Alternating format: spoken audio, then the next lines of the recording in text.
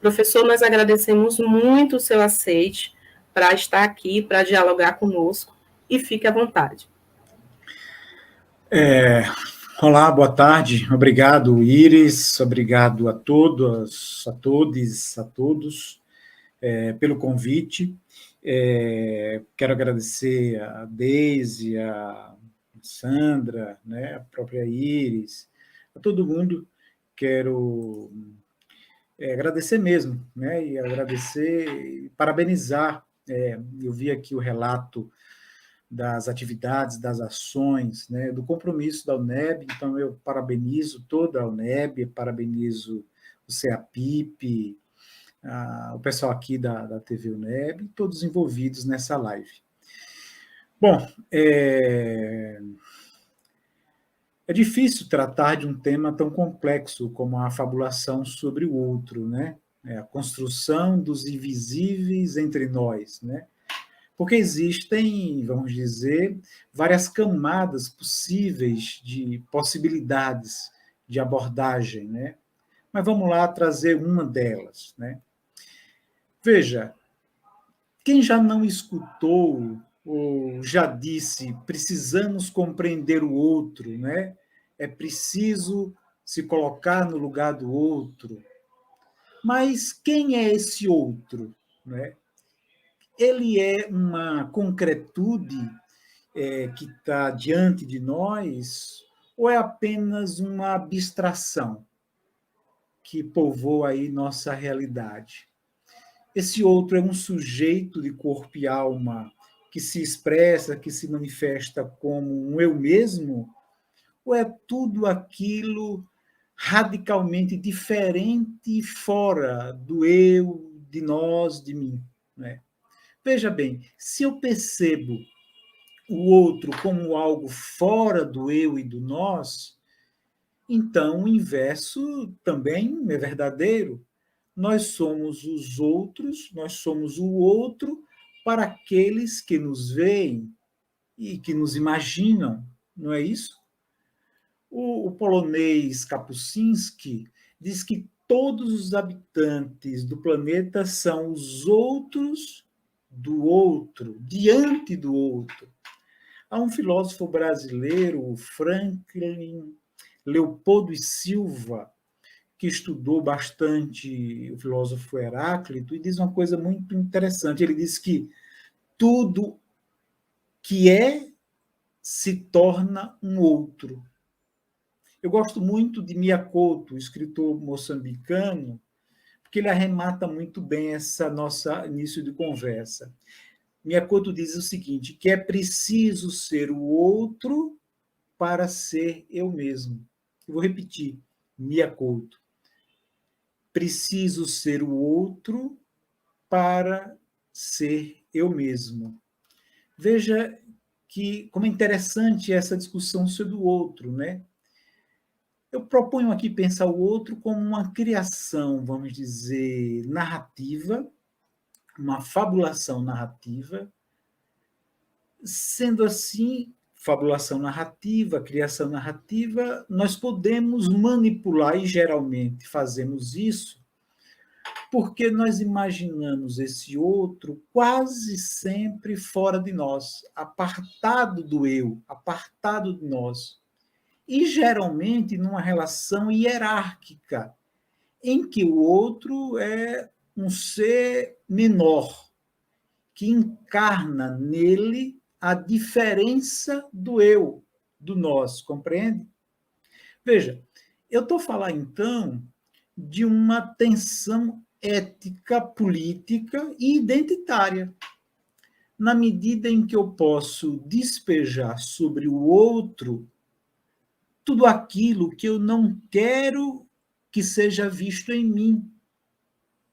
E aí eu transformo este outro num outro contra eu, contra mim, num outro contra nós. De modo geral, histórico, esse outro contra nós identificamos rapidamente. São os pobres, os negros, os indígenas, os estrangeiros de países pobres, os que são LGBTQIA+, os velhos, doentes, os pobres. No fundo, desse outro que não queremos apenas da distância dele. Desse outro não interessa só a distância. Desse outro nos interessa, inclusive, o controle, a punição, a exclusão, a eliminação desse outro. Porque contra ele serão sempre despejadas as nossas cargas, que eu chamo de indiferença ativa. Nós despejamos sobre o outro, contra nós, o nosso ódio de classe, de raça, de gênero. Bom, o problema é que eu também posso ser e sou esse outro, percebe? Eu sou o outro para aqueles que me veem e que me imaginam, compreende? No caso do Brasil, esse outro contra nós, ele é fabricado antes mesmo e principalmente em função das invasões europeias neste país, nessas terras, né? Mas, veja, identitária e dialeticamente, também desde esse período colonial, esse outro contra nós, essa ameaça, esse inimigo, esse ser apartado de mim, tem um parâmetro referencial pedagógico oposto, que é o outro para nós. Existe o outro contra nós e o outro para nós. O outro para nós é aquele que também está fora de mim e de nós, e do eu, geralmente habita no velho continente europeu, nos Estados Unidos, ele é branco, tido como civilizado, moderno, o qual nós devemos imitar, copiar, desejar sua cultura, seu modo de pensar, sua produção acadêmica, às vezes, não é? Bom, este parâmetro elitista, portanto, um parâmetro de raça e de classe, me obriga, então, a apagar, a rejeitar, a combater tudo aquilo que não me leva a esse outro moderno, civilizado. Ou seja, eu preciso eliminar o outro contra nós. Perceba, essa é uma relação, uma tensão identitária que é, na meu juízo, constitutiva de nosso cotidiano e que se realiza entre nós sem muita percepção. São os aprendizados de colonialidade. Colonialidade é uma expressão do pensador peruano Aníbal Quijano. Então, são aprendizados de colonialidade que nós vamos empregando, exercitando de modo naturalizado nas nossas relações, na escola, nas instituições de trabalho, na família, na igreja. Esses lugares estão permeados hoje dessas marcas de colonialidade, de um eu, de um outro contra nós e de um outro para nós. É por isso que eu tenho defendido, minhas amigas e meus amigos, que a gente precisa se debruçar com mais profundidade para compreender essas relações políticas, pedagógicas, em torno dessa tensão entre o outro contra nós, que, vamos dizer, que constitui nossa brasilidade mais ancestral, e de um outro para nós, que geralmente é projetado pela elite nacional, por um Brasil oficial, institucional e de bases eurocêntricas estadunidenses. O que eu estou a falar é de uma pedagogia cotidiana, doméstica, para além das instituições, que mantém vivas e alimentadas as profundas estruturas racistas e classistas e fascistas entre nós. Ou seja, eu estou falando de um processo longo de desumanização. Lembremos aqui que a ideia de humano nasce lá no fim da Idade Média, com o Renascimento, o Iluminismo. O problema é que as bases desse humanismo, que ainda se arrastam hoje, nasceram obrigatoriamente fabricando o humano, claro, mas a partir da imaginação e da concretização, na verdade, daquilo que seria o seu inverso, o inverso do humano, o não humano, o inumano, ou seja, o outro, um ser fixado como a diferença do nós, do humano. Uma diferença, um outro que nos ameaça, que é um perigo constante, que, portanto, nós precisamos nos unir para eliminá-lo. Não sem antes, claro, escravizá-lo, claro, em nosso favor. Assim que surgem os Estados-nação. É claro que esse outro é fabricado de modo político, econômico, social, religioso, a partir de critérios lá dos Estados-nação, lá do século XV. Mas esses são critérios que vão se aperfeiçoando a partir das ideias de raça, de classe, de gênero. Essa ideia, pessoal, de humanismo que emergiu na modernidade, ao meu ver, é central, por exemplo, para a gente perceber as invasões do Novo Mundo, para o colonialismo de ontem e de hoje. O resultado disso é um percurso humano marcado por medo, por violência, por falsas moralidades, por uma relação ensinada e aprendida e que se quer naturalizada, por exemplo, de mando e obediência, de ricos e pobres, dos superiores e dos inferiores, dos que sabem e dos que não sabem, dos humanos e dos animais, dos inumanos, dos não humanos, ou seja, do nós e dos outros. A ideia de humanidade que vem da era moderna faz a gente, no fundo, erguer fronteiras entre nós que parecem intransponíveis entre nós e os outros. Ou seja, nós precisamos de um outro patamar de humanidade e de civilização.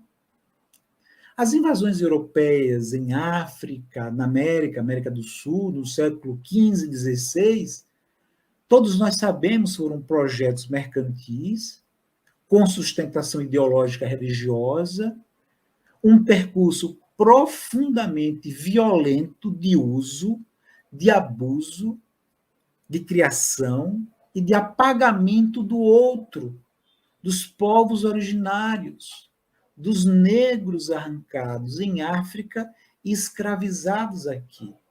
O apagamento, a criação e apagamento do outro. Perceber esse movimento de extrema violência física, simbólica, pedagógica e que nos desumaniza nas relações, desde o Brasil colônia, é fundamental para nós tentarmos entender o que vivemos hoje. É de lá, minhas amigas e meus amigos, que vem se amarrando em nossas estruturas sociais, políticas, econômicas, educacionais, um elemento que é central enfrentar o racismo. A condição de raça é essencial na fabulação do outro e no exercício de poder sobre essa diferença. Parte do sucesso daquela lógica expansionista imperial, colonialista, foi criar rigorosamente marcas identitárias raciais sobre os outros. Lembrem, sempre estereotipados como os bárbaros, os primitivos, os animais, seres inferiores, sem alma. Ou seja, é um conjunto narrativo fabular que dava forma ao seu oposto, ou seja, ao europeu, que passa a se ver como civilizado, dominador, racional, cristão, superior, né? O colonialismo, inclusive, usou a retórica religiosa da salvação dos povos degenerados, dos povos bárbaros, né? Essas expressões, impondo-lhes uma escravização que, na verdade, no fundo, era um negócio de extremo lucro para as empresas e para as nações do Velho Mundo. Sim, o outro sobrevivente aos genocídios foi convertido pela violência escravagista em um produto, em uma peça, lá no mercado. A violência sempre foi absoluta, mas cruel já vista contra um outro na história. Uma violência que tornou regra naturalizada por mais de 3 séculos, minhas amigas e meus amigos. E essa violência constitutiva nossa não passa desapercebida, não passa incólume. Ela está em nossa formação humana, nas nossas relações. Uma outra ação fundamental nesse processo destrutivo do humano, formativo destrutivo do humano, foi a introdução da catequese. A catequese como um modo de aprendizado sobre a vida e sobre o mundo, no sentido de fazer o quê? Fazer com que o outro se pudesse ou se reconhecesse como bicho, como selvagem, como um animal, como um ser desalmado, como uma coisa inferior que deveria ser submissa aos civilizados brancos europeus. Por meio dessa pedagogia, indígenas e negros deveriam se culpar pela violência recebida. Uma violência que era, abre aspas, necessária para que eles ganhassem um lugar no paraíso. Mas para isso deveriam ser submissos e aceitar docilmente a escravização. É claro que isso provocou uma série de resistências, né? Uma outra extrema violência praticada nessa fabulação do outro foi o estupro naturalizado contra as indígenas e contra as negras, praticados por homens brancos, civilizados, cristãos europeus, né? Por exemplo, o nascimento dos mamelucos, ou como Darcy Ribeiro falava, dos brasilíndios, é fruto dessas relações de extrema violência. E aqui a gente entra no nascimento dos ninguéms, da chamada ninguém-dade. Vejam, os brasilíndios, fruto desses estupros, de um lado não eram reconhecidos como legítimos indígenas, e por outro lado, também não eram aceitos pelos brancos, pelos seus pais. Diante dessas condições objetivas, lembra Darcy Ribeiro no livro O Povo Brasileiro, o mameluco brasileiro caía numa terra de ninguém. Quem era aquela figura? Com quem ele se identificava? Caía numa terra de ninguém, segundo Darcy Ribeiro, a partir do qual ele vai construir a sua identidade como brasileiro. Parte dos brasilíndios, dos mestiços, vai ser acolhida nas missões religiosas de aldeamento que amansavam, abre aspas e fecha, os indígenas para a escravização. Ou seja, por meio da catequese, esses mestiços brasileiros logo apreendem a lógica entre quem são civilizados e quem são os primitivos, entre os superiores e os inferiores, entre os brancos e os negros, entre os indígenas e os brancos. Muitos mamelucos, muitos brasileiros, muitos mestiços foram mandados, inclusive, para os engenhos e para as minas como escravizados, mas com algum status superior aos escravizados, o que fez tornar eles muitos encarregados, feitores, capatazes. Muitos mestiços catequizados foram alistados como soldados, formando bandos a serviço do império, aliados fiéis dos europeus, seus pais. E isso, de certa forma, proporcionava a esses mestiços uma sensação de prestígio junto aos invasores europeus, que, por sua vez, souberam muito bem aproveitar disso.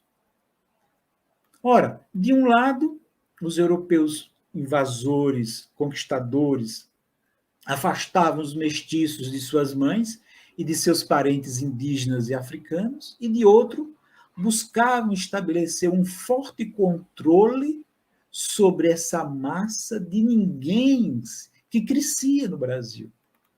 São esses mestiços, meus amigos e minhas amigas, os brasileiros, frutos do estupro de suas mães indígenas e negras, que vão compor, por exemplo, as primeiras milícias do Brasil, as bandeiras, que eram verdadeiros esquadrões da morte a serviço do Império, para capturar, na maioria dos casos, exterminar os indígenas e os negros, resistentes. Vejam, capturar e exterminar os seus parentes, que eles já não reconheciam.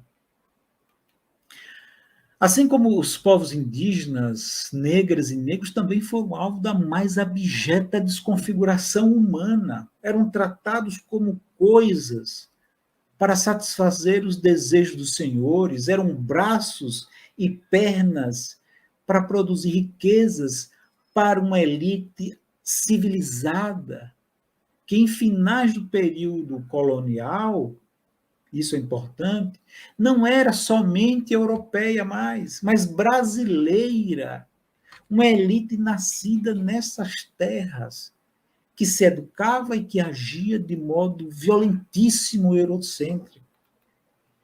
Importante dizer que a extrema violência contra os escravizados não objetivava, atenção, apenas ensinar que eles precisavam suportar resignadamente os castigos, entender que tudo aquilo era natural, que era um destino, uma necessidade, uma obrigação divina. É um pouco mais profundo que isso. Todos esses ensinamentos, a partir da extrema violência escravagista, racista, classista, é também um modo educador para configurar o exercício de poder dos próprios senhores. As torturas contra os escravizados eram, no fundo, privilégios de classe. Isto é, era a confirmação mais visível de uma condição pedagógica da natural, abre aspas, natural superioridade racial do senhor branco. Veja, fazer o uso mais violento e mais público possível sobre um escravizado indígena ou negro emprestava a quem mandava e a quem batia a sensação de dono, de poder sobre o outro, mesmo sendo, algumas vezes, esse agressor também um mestiço e também um negro ou índio, o indígena. Talvez o mais dramático efeito dessa pedagogia racista entre nós, por mais de 300 anos, é que desde o período da colônia, essa educação fomentou na sociedade brasileira o desejo de se ter sobre o seu poder um escravizado, um serviçal, uma coisa em que se possa mandar e descarregar os ódios. Esse desejo de ser dono do outro, de ser dono de um escravizado, se tornou uma obsessão nacional, pessoal. No Brasil, ter a propriedade de um indígena, de uma negra, de um negro, era como adquirir um passaporte para circular entre a elite, os da elite. Possuir escravizados garantia status. Ter sob o seu domínio corpos de uma negra, de um negro escravizado, emprestava ao dono, mesmo que esse proprietário, esse dono, também fosse um negro ou mestiço, a sensação de superioridade, de um gozo pelo poder sobre o objeto, sobre a coisa, sobre o outro. O fato é que, no Brasil, colônia e império, a primeira coisa que, em geral, fazia uma pessoa mal melhorara de vida era comprar um escravizado. Não havia uma casa de um médico, de um advogado, de um professor, de um funcionário público que não tivesse escravizadas para as tarefas domésticas.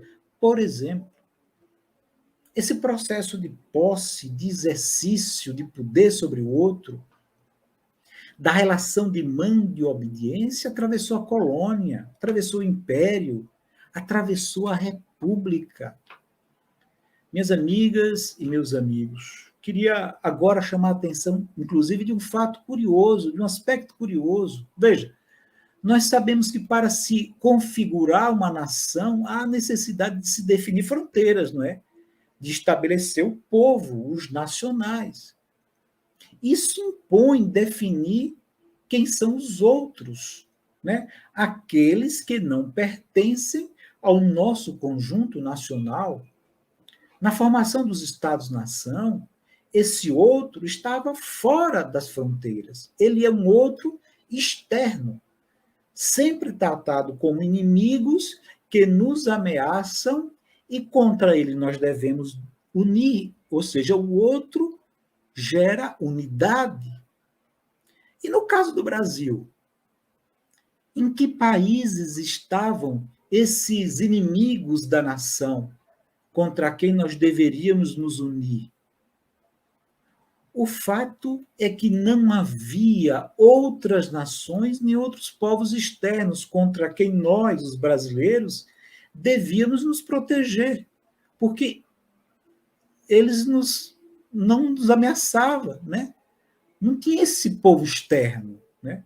Então, onde estavam os nossos outros contra quem nós devíamos nos unir? No fundo, esses inimigos dos nacionais no Brasil já existiam. Estavam muito mais perto de nós. Esse outro, essa diferença, estava ao nosso lado, nas casas, nas ruas, nas praças, nos campos e na cidade.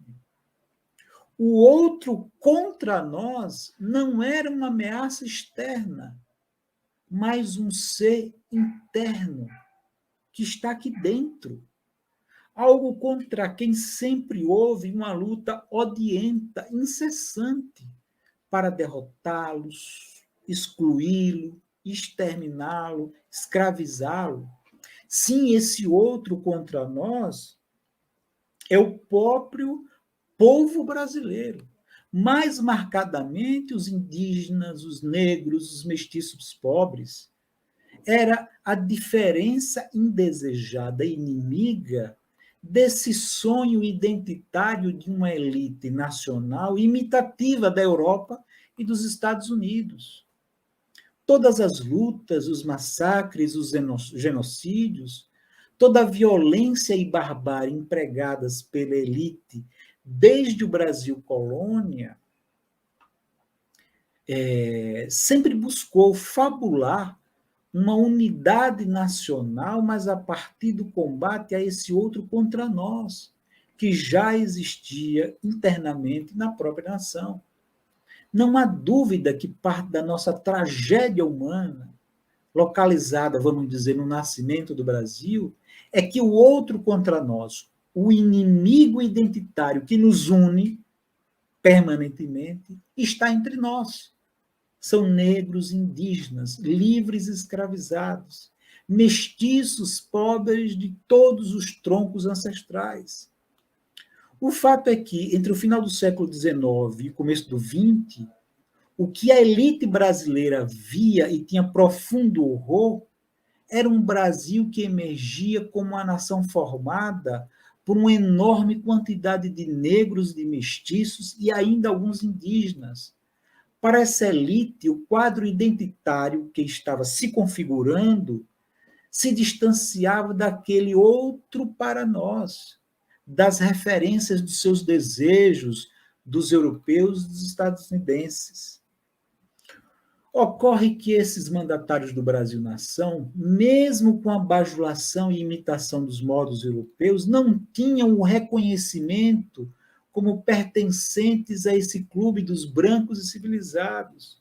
Por isso, meus amigos e minhas amigas, a elite brasileira vai fundamentar que o motivo e a culpa do Brasil não dar certo é o povo brasileiro, construído na sua maioria por negros e mestiços. Segundo ela, nós mesmos somos as causas de todos os males. Por isso, não são à toa as políticas públicas de genocídio contra indígenas. Ontem, contra indígenas e negros, ontem e hoje. A tentativa de embranquecimento com levas de imigrantes europeus para o Brasil.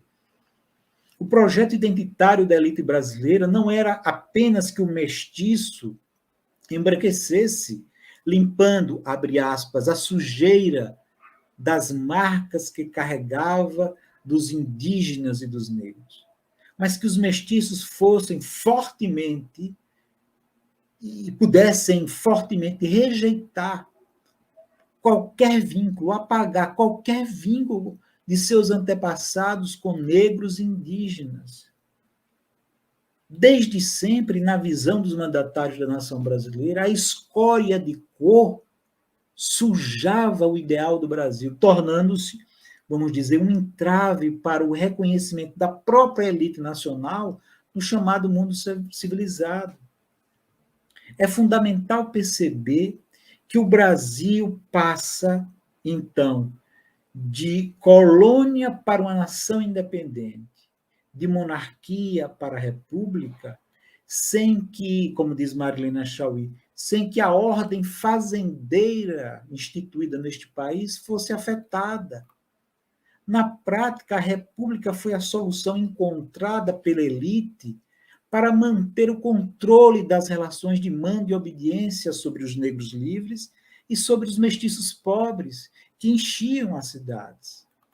Ao justificar a busca por uma unidade nacional em torno da ficção de um povo brasileiro homogêneo, branco, a elite nacional avançava com mais força contra o outro, porque ele impedia esse seu sonho racista. Na República, a figura do outro contra nós será reforçada para sua exclusão e extermínio. Trata-se de um mesmo modo de violência que vem lá do Brasil colônia, que se atualiza no Império e que vai se renovando em todas as fases da República no Brasil. Reforça-se uma pedagogia identitária racista, inclusive com a introdução do racismo científico. Isto é, há uma série de educados que alimentava e alimenta e atravessa e atravessava as famílias, a escola, o governo, as igrejas, a imprensa, a cultura. Desse sistema permanente de aprendizado racista, sempre estão, além da violência em si, o medo, a repulsa, a figura do criminoso nato, ou seja, uma condição permanente de um outro contra nós, contra quem devemos agir. Essa pedagogia da desumanização se confirmava na República dentro, na medida que, por exemplo, muitas famílias consideradas um pouco mais remediadas, mesmo sendo negras e mestiças, e morando também nas margens, nas periferias das cidades, tinham um verdadeiro pavor que elas fossem confundidas como negras, mesmo sendo. Primeiro, por sobrevivência, né? O medo da violência, da perseguição, da morte pela polícia. e depois da necessidade de ter trabalho na cidade, de ser acolhido no mercado. O fato, e para concluir, o fato é que essa imagem em torno do outro contra nós sempre buscou produzir alguma unidade entre nós. E talvez, vá aqui uma provocação, tenha conseguido.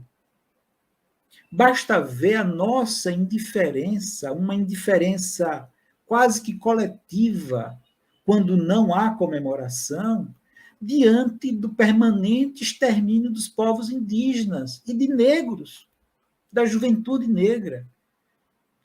De cada 10 jovens assassinados no Brasil, 7 são negros. A questão é que, mesmo diante de mais de 300 anos de um cruel sistema escravagista, racista, classista, entre nós, o outro contra nós continua vivo, resiste e continua a ser um perigo permanente para a elite nacional, que busca de todas as formas controlar, excluir, apagar e eliminar. Parece não haver dúvida que negros, indígenas, mestiços, todos pobres, são sempre o outro contra nós. A diferença imaginariamente perigosa que está em nós e que muitas vezes não a reconhecemos como nós. A questão é que talvez esse reconhecimento não vem porque os rastros dos senhores brancos, dos torturadores, dos invasores, dos capatazes, dos bandeirantes, também estarão sempre presentes na nossa formação humana. Essa condição violenta também vai emergir nas nossas relações sociais, seja na brincadeira, na piada, até na maior brutalidade racista e classista entre nós, nos vários exemplos que ocorrem, que a mídia traz, no meio das nossas famílias, dentro das nossas escolas, nas igrejas. E para concluir mesmo, olha, o outro não é senão, minha gente, um espelho em que nós nos vemos. Um espelho que nos desmascara e nos desnuda. E por isso que nós buscamos, com todas as forças, tentar enxergar.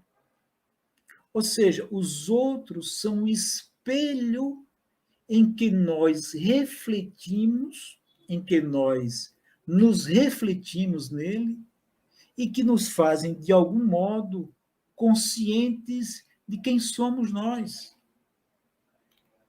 Esse outro imaginado por eu, por mim, por nós, é a própria contradição do gênero, de raça e de classe, e da condição humana entre nós. É a projeção da diferença que habita em nós e contra quem nós lutamos em vão para sufocá-la. Por isso que eu digo que é preciso acertar as nossas contas com o passado presente. É preciso que nós nos enxerguemos a nós mesmos em um acerto de contas, não para com o outro imaginado e oposto, distante e diferente de nós, do eu ou do nós, mas para com o outro que habita desde sempre em nós. O outro que nós fomos, o outro que somos e o outro que seremos. Concluo dizendo que grande parte dessas reflexões que eu trouxe aqui está no meu mais novo livro, que acabou de ser lançado pela Edísio, editora aqui no estado de Sergipe, que se chama Quem Somos Nós na Fila do Pão. A fabricação dos invisíveis na história do Brasil. Bom, é isso. Perdão se eu passei aí alguns minutos nessa fala, mas muito obrigado e desde já me coloco à disposição de todos.